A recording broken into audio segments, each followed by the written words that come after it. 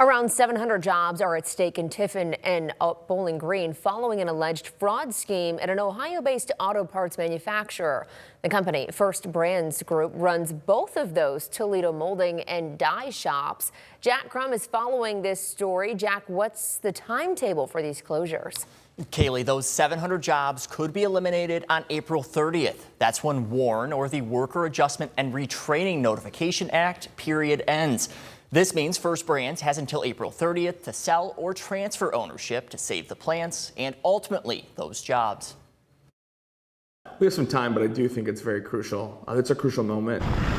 Hundreds of area manufacturing jobs are in limbo. We're talking more than 300 in Bowling Green and close to 400 in Tiffin. It is our second largest employer in the city of Tiffin, and we realize that it has a huge impact, families, and our community as a whole. Bryce Riggs at the Seneca County Collaborative says those jobs aren't lost yet. Our job and our role is to move quickly. In fact, he says they're hopeful for a solution before the WARN deadline at the end of next month. In the conversations we had, they felt optimistic, and they've communicated to their employees that they felt optimistic about a potential sale prior to the April 30th date. And so we're going to work as hard as we can to see how we can make that possible. Riggs says the best case scenario is a change in ownership through a sale or a transfer. Either one could save the plant. Working with our regional and our state partners to understand what that looks like and how we can support the local leadership team and support the company in a potential transition prior to that. And for us, that'd be, the ultimate goal is that we're able to work with the local leadership team, work with our partners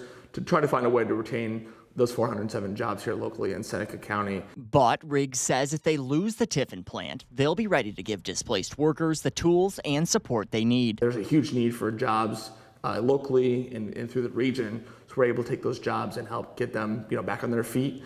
That would be the best opportunity for that if they're going to close the facility. I did reach out to the Bowling Green Economic Development for more information about the potential closure and the plan of attack. I am waiting to hear back. In studio, I'm Jack Crum, WTOL 11.